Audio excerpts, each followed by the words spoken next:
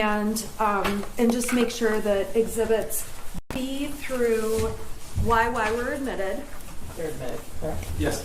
Okay, and then the defense is only going to have one other exhibit, but we'll get to that one. Okay? Okay. So, Mrs. Crumbley, I want to go back and talk to you. We went through a lot of Facebook pages, obviously, or pictures. On Thanksgiving, who was at your house? It was my aunt and uncle, my cousin, and her husband. And what did you guys do, if anything, that night? Well, they were there probably till about 7 or 8 o'clock. So we played left, right, center, just did normal family stuff. Did anything seem off or strange with your son? No. Was he spending time with family members, or was he in his room? What was he doing? He was back and forth. He would come out and play games with us, or when it got to adult talk, he would go in his room and play his video games. Now, we definitely saw a lot of his friend in the photographs. Were there other times where he would not have his friend with him? Yeah, there were times. Okay. Was he happy? Was he okay without his friend? How was he? Yeah, I mean, most of the times it was just the three of us. It was usually out-of-state travel. Okay. Let's see here. Okay, so on the day after Thanksgiving, what did you do that day?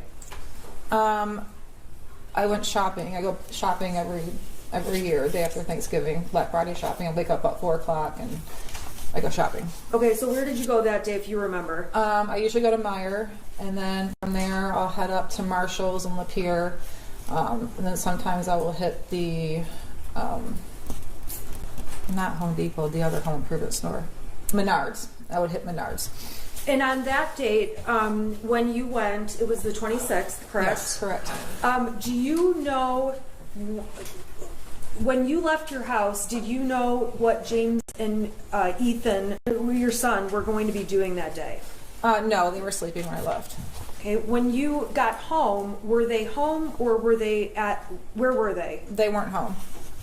Did they ever come home? Yeah, I texted my husband and asked where you're at, and I believe he called me and told me that him and Ethan were at the Acme firearm store looking at guns. Okay. And they came home from there. Okay, did they purchase a gun that day? They did. Okay, the prosecution brought in exhibits showing the receipts, all that. You weren't with them when they bought the gun, correct? No, I was not. Okay. You did post on Facebook a photo of the gun. We saw the post, correct? Correct.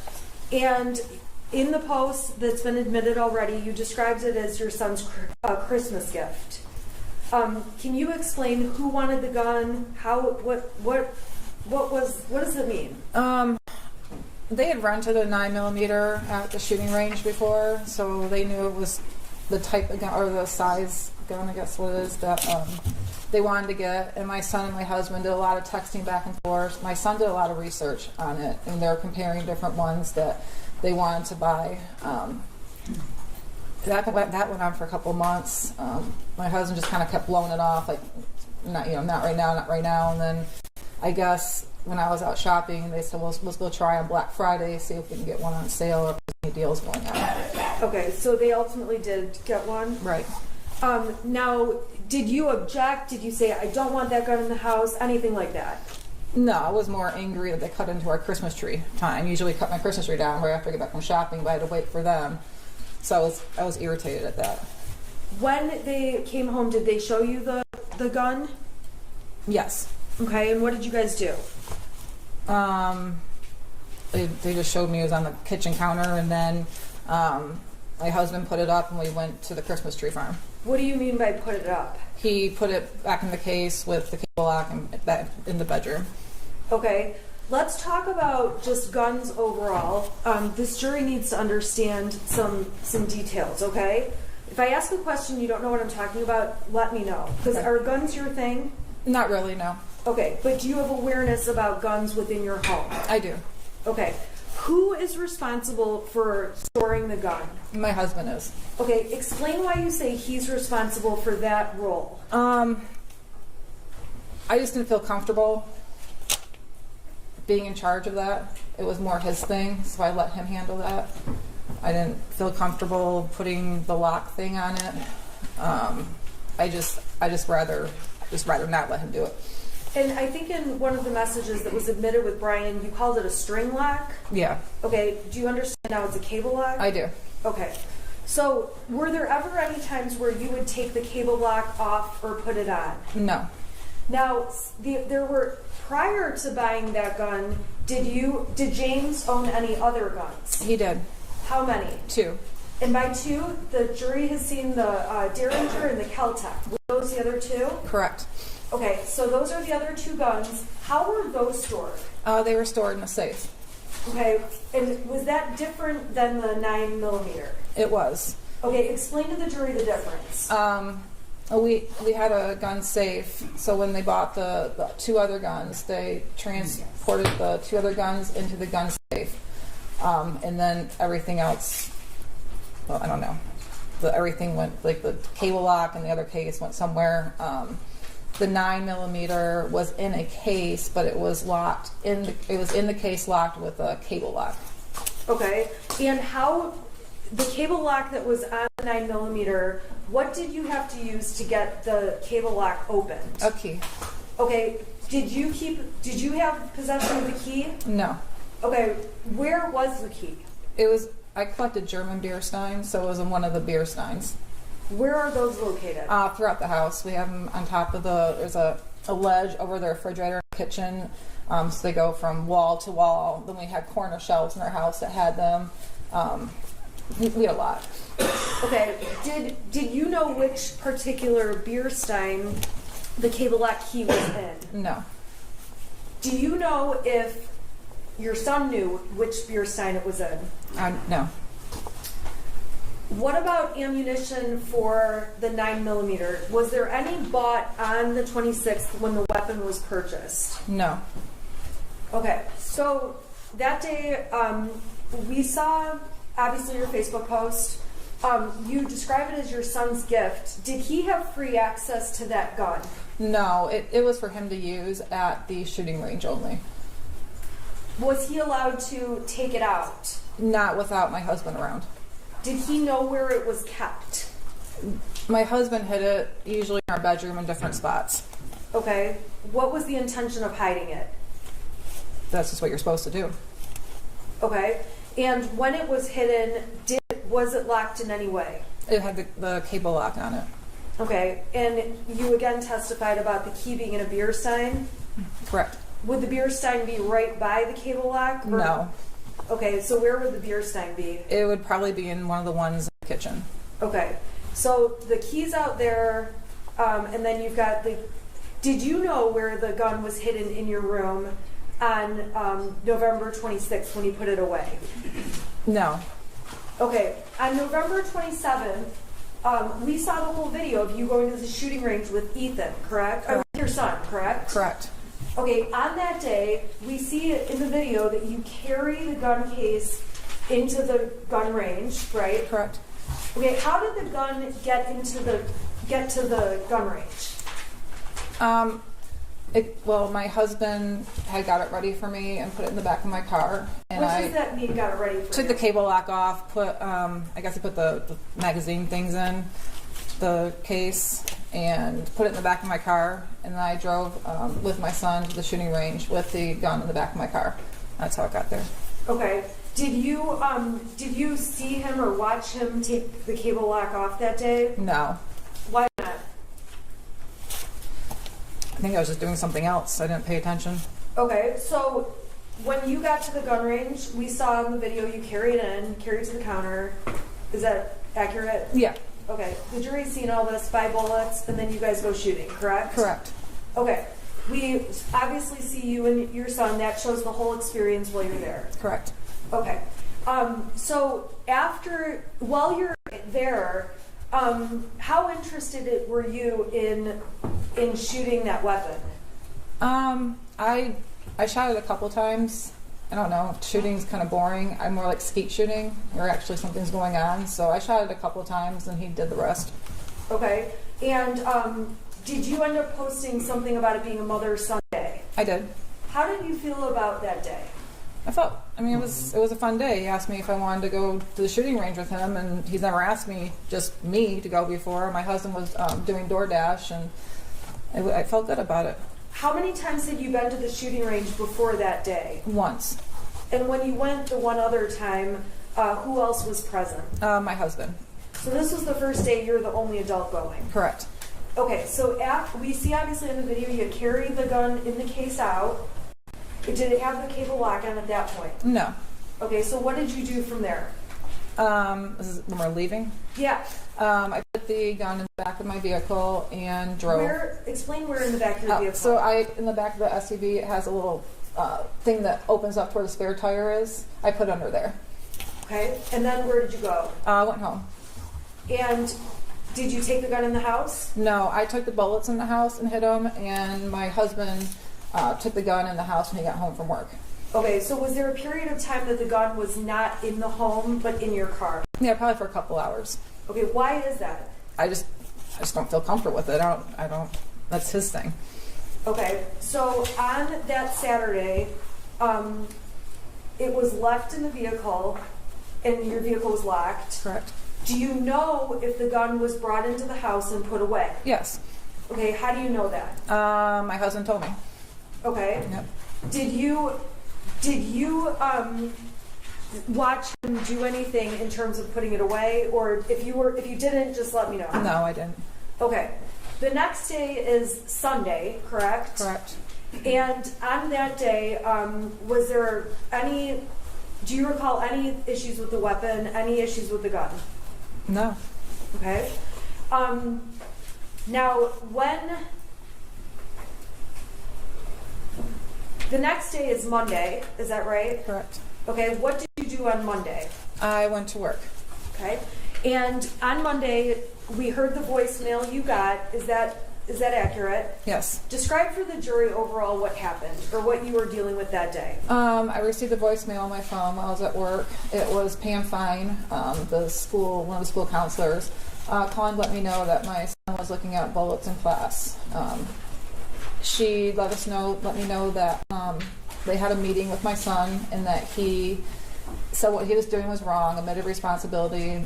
They gave him an example about teachers, even they brew beer at home, shouldn't be looking it up in school, and it was kind of upbeat. And then she ended up with, he understood. He went back to class. Just want to let you know if you have any questions, please give us a call. Have a good holiday. Okay. And on that day, did you call Miss Fine back? No, I did not. What was your reaction to getting that message? It was pretty black and white. She said what happened. They seemed like they solved the problem, and I didn't have any questions. Okay. So on that date, did you end up saying anything to James about it? I believe I did. Did you say anything to your son about it? I did. What did you? And I think we saw text messages. You said, next time, don't get caught. Yeah, I said seriously looking at bullets in school, and then he went through a couple of texts about teachers looking at his stuff, and he was worried about he was going to get in trouble. And then I said, next time, don't get caught. What did you mean by that?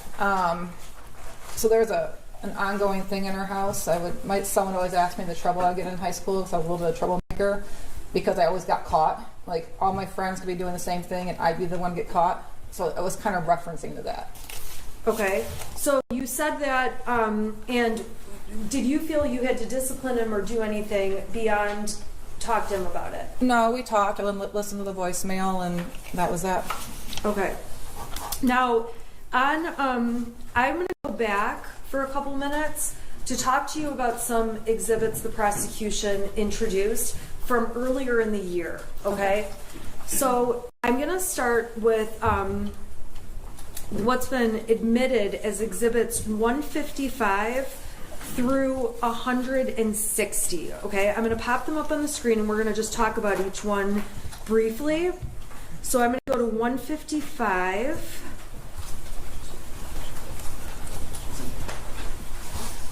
Okay, I'm going to plug my...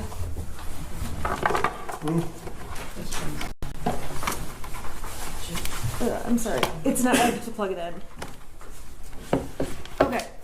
So I'm going to start with 155. Okay. This was already admitted, so we're not going to belabor this. Okay.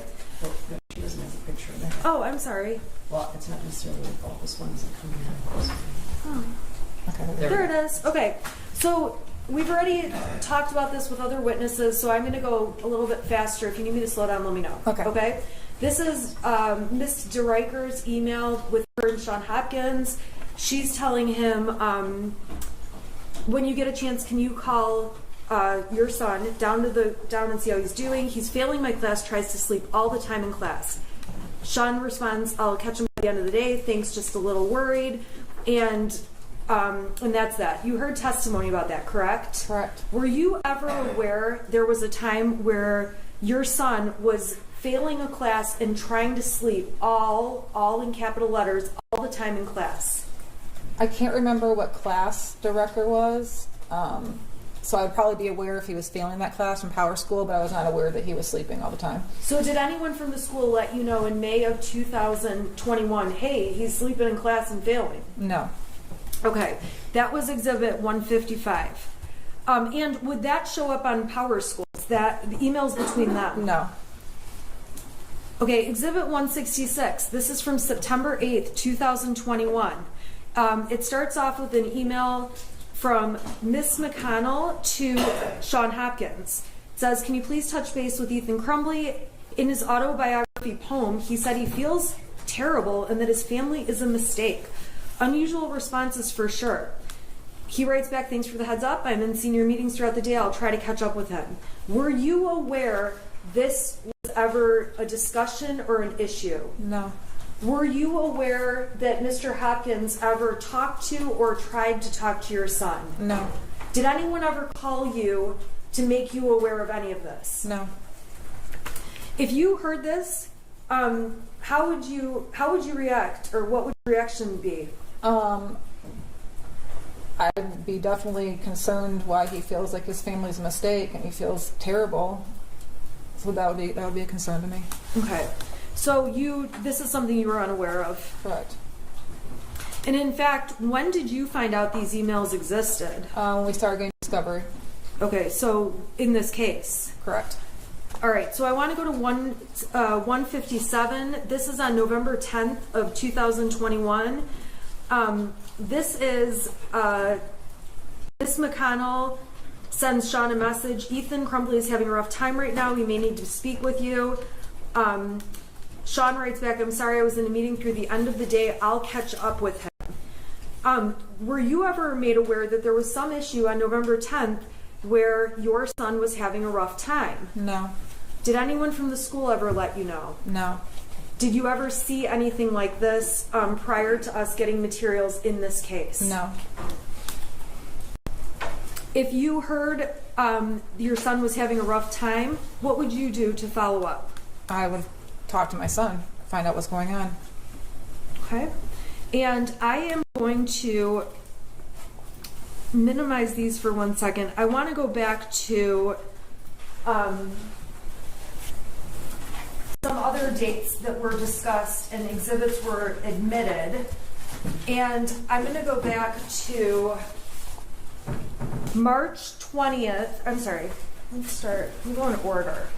So March 16th of 2021, the prosecution has admitted exhibits 85, 86, 85 through 94, and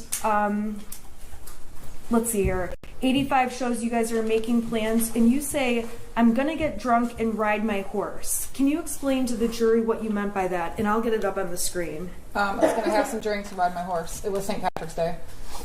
I'm sorry, that's on the 17th, Correct. right? Okay, the 16th though, oh, I'm sorry, you're right. Okay, so explain that again. So let me get it up on the screen because I'm messing up. Okay, 85. Okay, so 85, I'm sorry, you're right. So on page 85, 432 is the page number. You write, I'm going to get drunk and ride my horse. What was your plan that night? I was going to have a couple drinks and go for a trail ride with my horse. Okay, did you do that night? Yes. And on people's proposed exhibit 86, or their admitted exhibit,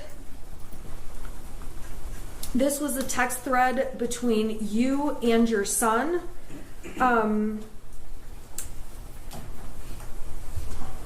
Let's see here. This is a text where the prosecution admitted to show that your son texted you, okay, the house is now haunted.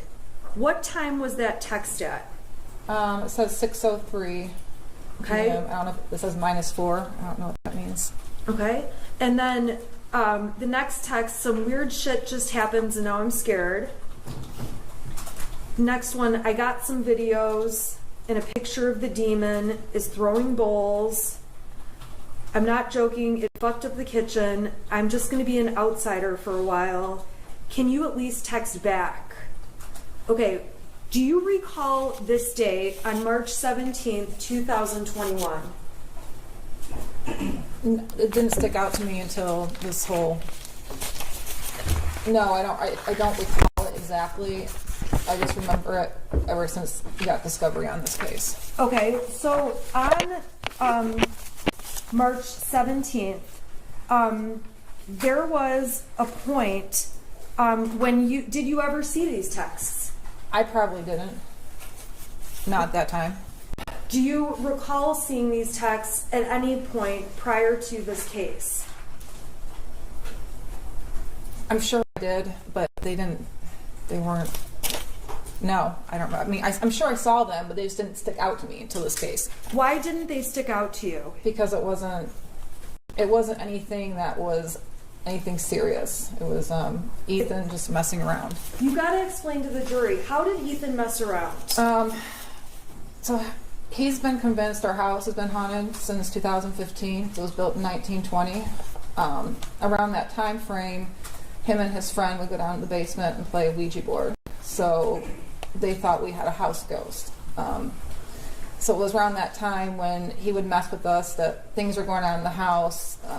Silverware was flying across the room. Doors were slamming. He actually took a video of the door and showed me when I got home, and you can clearly see where he's standing back with his phone, looking at the door that's open. You can see him walk up the door, and you can kind of see him slam it, of him trying to say, "See, our house is haunted." So it was that kind of stuff that he did. Okay, and did that continue on into 2021 when you'd get messages like this? Only a couple of times, but I think he just got over it. Like it wasn't. He got bored with messing around with the ghost. So. Did you mess around with him? Yes. Okay, what did you do to him? When they were downstairs in the basement playing Ouija board one night, I went and flipped the circuit breaker off in the house, and he thought it was the ghost they conjured up on the Ouija board. Did James ever mess around with you or with Ethan? Yeah, a little bit. Give us an example of what he did. He said a lamp fell off a ledge in the basement, and so he named the ghost Victoria. So he was convinced there was another house ghost. So just kind of like an ongoing, like our house ghost, we called it. My son named it Boris Johnson. My husband named it Victoria. It was just a little phase. Was there ever a time where James pretended he got electrocuted? Yes. What did he do? We were remodeling our living room, and he was taking the old ceiling fan down and having to figure out what wires go where to the new ceiling fan. And as he was reaching up, he pretended to get electrocuted, and he fell on the ground and was shaking, and I ran up and I kicked him. I don't know why I kicked him, but I did. And then he stopped, and I realized he was joking, and my son had the phone recording the whole time. So this kind of stuff between you, your son, and your husband was like typical joking around kind of stuff. It was. Okay, so when you look back at these texts now and you see that there's a demon throwing bowls and things like that, now looking back, do you think, oh my gosh, he had mental issues? No. What do you think was going on? Just what I said, that it was just him messing around. He only did it when we weren't at home, and it was for a short period of time, and then he got bored. Okay. So on that date, the prosecution admitted all kinds of stuff to show you were with your horse, and James was with your horse, correct? Correct. And you guys were with your horse? Correct. How long would you have been out there? What was a typical trip to the barn? Usually about 3 hours. It takes about a half hour to get the horses tacked up and ready. We usually rode for about an hour, and then anywhere from a half hour to 45 minutes to cool them down. And with respect to the horses, did you and James go out there? Did you go every day? No. How did that work? Who went? How did you guys pick? Whoever felt like going or had the most availability. Sometimes I'd work late, past 6 o'clock at night. I couldn't go. There's nights that my son had to go to bowling that had taken. Whatever happened that day, we just say, I'm going, or you're going, or it just was a day-by-day thing. Okay, so I'm going to skip ahead. This has been admitted as Exhibit 84. This goes to March 8th and 9th. Okay, do you remember talking about those dates? I think so, yeah. Okay. Now, on those dates, the prosecution admitted Exhibit 84, which is up on the screen. These are texts between James and you, and it looks like you're saying you're going to have to skip the barn tonight. Do you recall that? Yes. Okay. And then you ask, is Ethan going to bowling? Correct. James says IDK. What does that mean? I don't know. All right. And you ask him about that. Okay, and I want you to describe, what are you doing in these text messages up on the screen here, these 4 in a row? Can you go back to the green one? Yeah. Okay. Here, I'm sorry. No, it's fine. I got it now. I was just texting him, asking him if he was home from school yet. Okay. And if he had his phone on him. So you're texting... I think, looking at this, we must have gotten into an argument about his grades and took his phone away the night before, which is why I was asking if he had his phone on him. Is it common for you to text repeatedly about someone? Are you home? Where are you? Yes. Okay, so in your messages, is it fair to say we're going to see that a lot from you? Yes. Okay. Your husband wrote back, he does not get home till 3:16. Did you know what time Ethan got home every day? I knew it was after 3, like shortly after. I wasn't sure to the minute. Okay, well then you wrote, I told you to pick him up because he's upset and I don't want him to do anything stupid, goddammit. What did you mean by that? I don't know, just if he walked home, I was worried if he was upset, he would just walk to Little Caesars or Frosty Boy and not let us know, and then I'd worry, or he'd take the route through, there's some kind of woodsy area to get to the trail to our house, and there's some homeless people that live back in there. It was just more or less, I was just worried about him just not wanting to come home because we got in an argument the night before. So when you say, I don't want him to do anything stupid, were you worried he'd hurt himself or anything like that? No. And James responds, dude, chill, he is fine, and I am trying to fucking work. Your next question, does he have his phone? Is that right? Correct. Okay. And then he says he won't answer while he's walking. The exhibit speaks for itself. And then you start up with, I'm seriously freaking out. Is he home yet? And then it looks like a blank message. Yeah. Why are you freaking out so much? Because he didn't tell me he was home.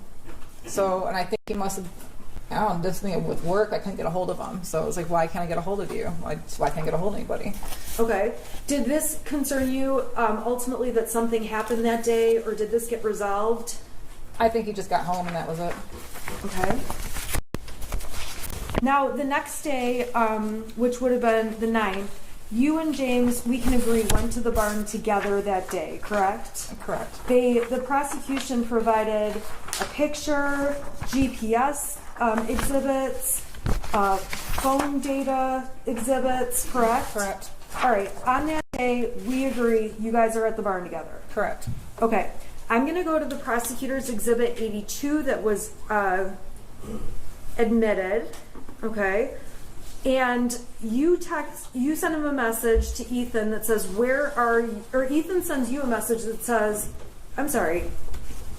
You send a message to Ethan saying, where are you? At 3:17 and 32 seconds, UTC -5, correct? Correct. All right. So then Ethan sends you all these texts. Can you get home now? I think that someone's in the house. Someone walked into the bathroom and flushed the toilet, left the light on. I thought it was you, but I came out, no one was home. There is no one in the house, though. Dude, my door just slammed. Maybe it's just my paranoia. But when are you going to get home? Okay, what was going on that day? So if you go back to the beginning of the thread. Okay. Is it the beginning? So you can see the time on there. That was the time I'd be driving home from the barn.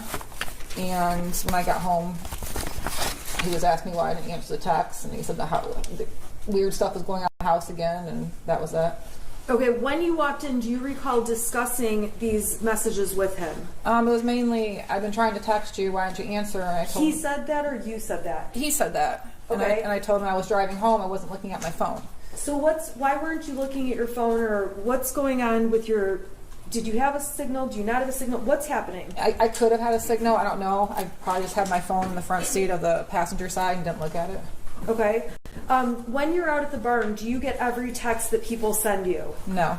What's your signal like out there? I have Metro PCS, so it's not as good as somebody had AT&T and Verizon, but there's very limited spots at any barn I've been at where there's any type of signal. Usually you have to find the one spot you'll see everybody standing at talking on the phone, but it's not all over the barn. What about on the roads to the barn? So that barn we were at, it was between Oxford and Groveland area. So all those roads, once I pass the market, there's no signal until I got to a fire station. Then I have a signal, and then once I pass the fire station, I wouldn't have a signal. Then I hit a grocery store, I'd have a signal. Once I got past the grocery store, all the way to the barn, I had no signal. Looking back on these texts now from March 9th, okay, seeing him say, there's someone in the house, I think. Someone walked in the bathroom and flushed the toilet, left the light on. Do you think he was having mental issues that day? No. What do you think, what is your conclusion about these messages at this time? He was just messing with us. Okay. Is this the kind of messing you previously talked about? Yes. All right. I want to go to March 20th. This is People's Exhibits 96 through 100. They established on this date you're out at the barn. This is you, yes? Yes. Okay. And another picture of you. Yep. And we've got data showing that you were out there, correct? Okay. And there's a text message exchange that was admitted as People's 96. I'm going to put that up on the screen for you, okay? Okay. So in People's 96, this is between you and your son, correct? Correct. He says, can you at least text back? You're asking, where's your dad? Text me when you're done yet? And he starts up with, I finished picking up the room. I cleaned until clothes started flying off the shelf. This stuff only happens when I'm home alone. I pick the clothes back up though. That's at, it looks like 2:34, and we may be off by an hour or so because it's that UTC. This one's -4. Your next text is jumping in shower, text your dad if I don't respond. And your text, no matter what the time zone is 6 hours later. Well, do you recall getting these texts? It's 2 days. Messages? It's 2 days and 6 hours later. Oh, I'm sorry, you're right. 2 days and 6 hours. So do you recall, though, getting these couple on the 20th about, I finished picking up the room, I cleaned until clothes started falling off the shelf. Do you recall that? Only when we got discovery. Okay. Now, looking back on these days, are you thinking, oh my God, he thought things were happening that were crazy? No. Do you think anything of it now? No. What do you think is happening in those messages? I just think he was messing with us. Okay, so those are 3 times where you guys are at the ranch and he's messing with you. Is that a fair statement? Yes. And at that time, that was months and months before November. It was in March. Is that correct? Yeah. Okay, so beyond March, was there other times where he was saying these goofy texts and messing around? No, I don't think so. So there's there's two more dates I need to ask you about. I'm going to go to April 4th, which was a Sunday, and that is going to be exhibit that was admitted 101, okay? So exhibit 101 are text messages, and these are between, who are these between? Those were between my son and his friend. Okay, now prior to this case, did you ever see any of these messages? I did not. Were you aware any of them existed? I was not. Okay, so this is from April 4th, and your son's saying, he's the one sending messages that say, I hear people talking to me and someone in the distance. I actually asked my dad to take me to the doctor yesterday, but he gave me some pills and told me to suck it up. Like, it's at the point I'm asking to go to the doctor. Was there ever a time where he asked to go to the doctor around this time?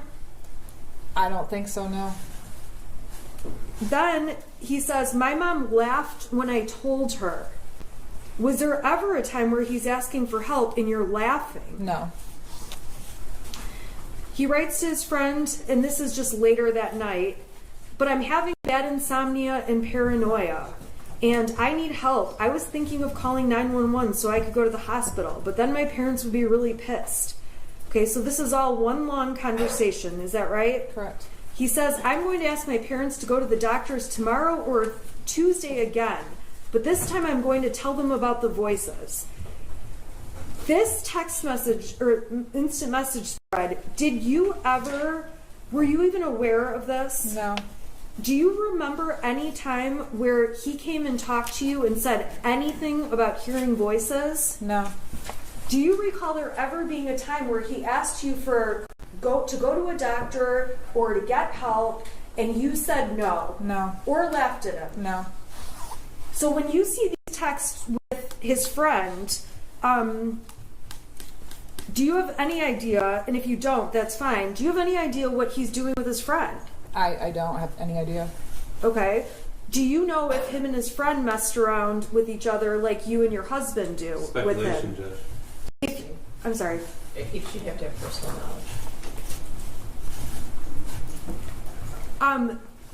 When you were testifying earlier, you mentioned that your son and his friend would play within a Ouija board. Is that right? Right. When did that happen, or in relation to 2021? I know he got the Ouija board for Christmas of 2020. So for a few months after that, they were really into playing it, and then they got bored with it. And it's probably sitting on a shelf getting dust. Okay. On April 29th, I'm going to turn your attention to that day. Do you recall texting his friend's mother? And I'm going to put up exhibit 104 on the screen. Okay, do these texts look familiar to you? They do. Okay, who are these between? These are between me and his friend's mom. Okay, and you start off with my son is in bowling tonight. I just want to let you know, not sure if he needs a partner. Why are you texting that? I don't know why he wasn't bowling tonight, off the top of my head, but they have partners on certain nights of the week, and so him and his friend were always partners, so I was letting her know that he wasn't going to be there. Okay, and this is on one date, April 29th. Did you talk to her on other dates, or is this like the only time you talked to her? We've talked back and forth quite a bit. Okay. Now, on this date, you say he's been acting kind of depressed. I don't know what's going on. I'm not sure if there's something bothering him at school, but he doesn't really feel good. I can't get anything out of him. Friend's mom mentions he stayed home from school today, too. The only time they're happy is when they're together. Talking about grades. You mentioned, this is all new to me. I'm not used to my son being moody. He's usually pretty happy and will talk about anything.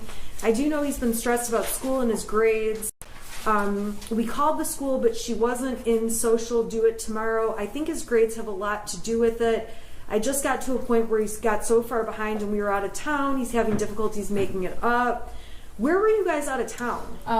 in Florida. My mother-in-law had passed away, so we were gone for a couple of weeks in the middle of April, taking care of funeral arrangements and everything. And at this time, when you describe your son as being moody or depressed, did you think it was anything that warranted getting medical attention? No, he was just being quieter. He's a quiet kid. He was just being quieter than normal. And I'd ask him if everything okay. He'd say fine, but I could just tell he was a little sad. And I thought maybe him and I didn't see his friend in a couple of weeks. And I don't know if maybe they got into a fight and they weren't talking. So I was asking her if there was anything going on with his friend, which might have caused my son to be quieter than normal. But I think he was just really stressed out because those 2 weeks that we were in Florida, he got pretty far behind on his grades. Okay, so then it goes on and you end up saying, yeah, me too, I'm glad they're getting along. It wasn't an issue with those two as to why he was being depressed.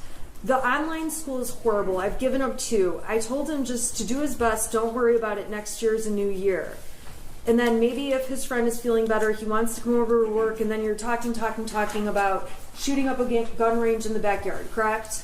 Yeah, targets. Okay, so did this issue of him feeling depressed or acting moody, this one period of time, did that go on or did that discontinue? It discontinued. I mean, it was a little phase, and he seemed to be fine. Him and his friends started coming over more. I think it was more or less his friend wasn't coming over as much, and he just seemed quieter than normal. And you guys were you had just been out of town for right? Yeah, and he just lost his grandmother, so that was sad too. Okay. All right, and then there was one other conversation that you had with his friend's mother that the prosecution introduced as Exhibit 105. I'm going to put that up, okay? So this is actually from, let's see here, starts off on, I'm going to go to Halloween, so 10/31 of 21. You say to her, James filled me in on his friend last night. I'm so sorry you guys are having to make such a hard decision. Please let me know if you need anything. What was that about?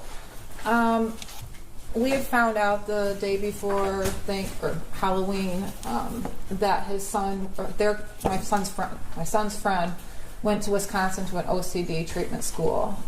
We didn't know. We had Halloween plans.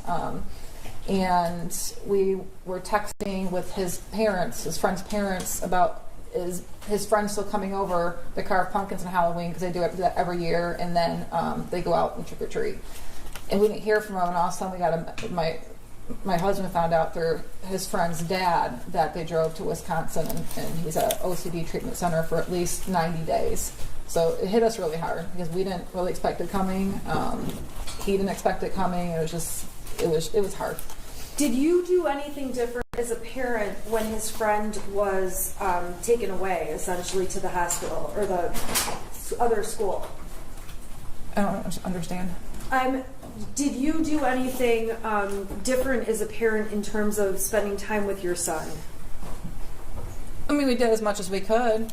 Okay, tell us about that. Tell us about that month. I think we did more family game nights than normal.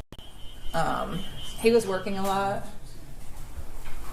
I would check in with him, make sure he's doing okay. That's when I started asking him, do you have friends at school that you can hang out with? And if so, you're more than welcome to invite him over.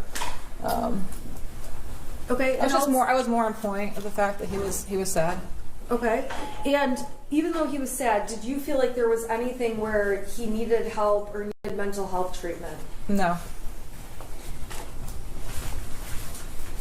Was his loss of his friend being in his life anything that made you think he needed counseling or a therapist? Not to that extent, no. I'm going to unplug this so that we can go back to go to questions that don't involve exhibits, okay?